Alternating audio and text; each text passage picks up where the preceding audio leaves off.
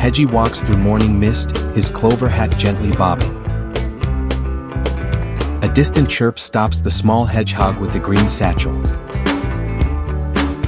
He finds a baby bird trembling high above in a tree. Hedgie ties a vine rope, whispering bravery through his fear. He climbs slowly, heart pounding beneath his tiny satchel. Hedgie gently wraps the bird in a leaf at the top. The wind howls as Hedgie descends, gripping bark tightly.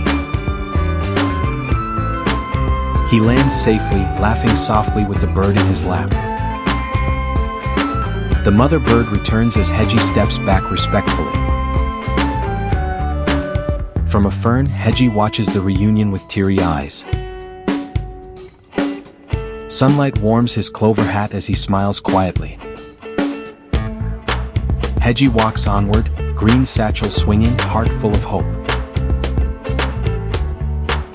Please subscribe.